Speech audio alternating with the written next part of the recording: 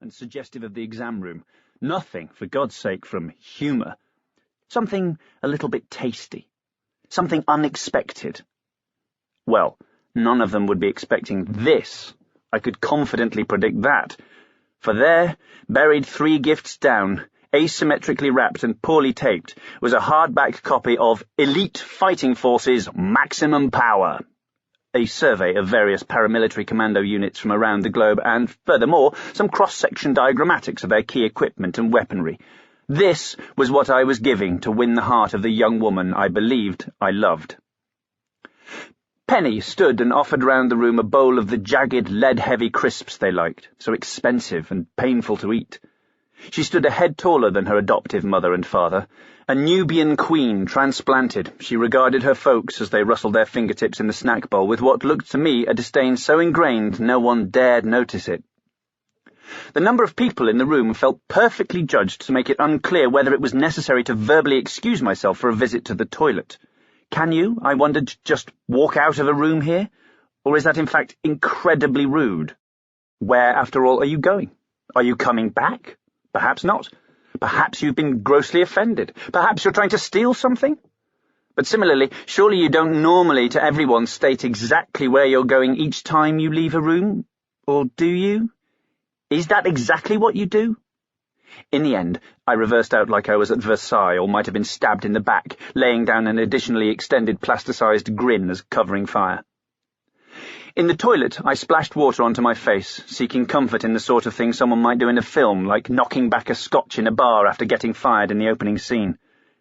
Elite Fighting Forces. In the shop, it felt so obviously wrong as to be rather hilarious. The shiny cover shot of an SAS man crouching ready to shoot was an amusing counterpoint to the Nobel laureates and prize winners. But isolated from its shopmates, I was pretty sure Elite Fighting Forces were going to look not hilariously, but slightly psychotically misjudged. "Gone to ground?"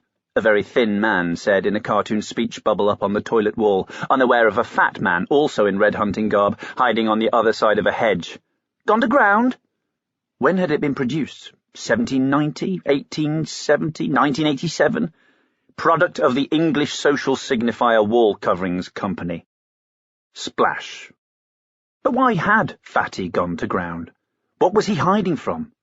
Was this the cheers of its day, but now the layers had built up so you couldn't see the joke? Presumably, Fatty, like the fox, had gone to ground, but why? Why the fuck had Fatty gone to ground? Was he looking for something?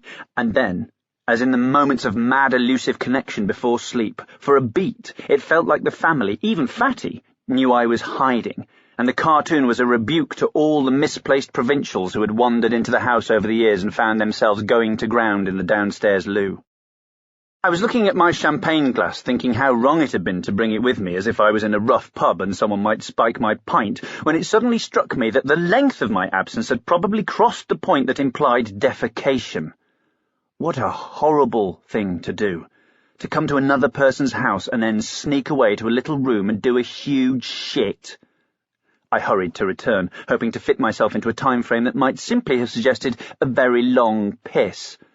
But a spurt from the brass tap zoomed up the scalloped curve of the sink like an ambitious skateboarder and left my trousers looking urine-spattered. The solution, I decided, was to ensure the accident couldn't be misinterpreted. I flicked extra droplets quite liberally all over the area below the waistband. This was an unambiguous overspill, I wanted my trousers to announce, not a urine situation. In the sitting room, Penny oohed and ahed at every new present as if the person who'd given it had divined the true desire of her secret heart. The swathe of damp across my lap went unmentioned, but not unnoticed, as she claimed a set of expensive French art pencils were exactly what she'd been hoping for, dealt with an incredibly thick Norman Mailer book by swearing she had nearly bought it herself, and gobbled up a piece of sheer silk, wrapping it around her head and fingering the fabric with delight. As she turned my package in her hands, I held for a moment a hope that God or elves might mean Elite Fighting Forces was a dream, and beneath the wrapping would be a suitable book.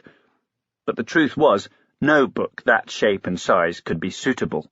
A4, like a football annual, but thin, so cheaply, depressingly thin, as if even the people knocking out this man crap had given up halfway through.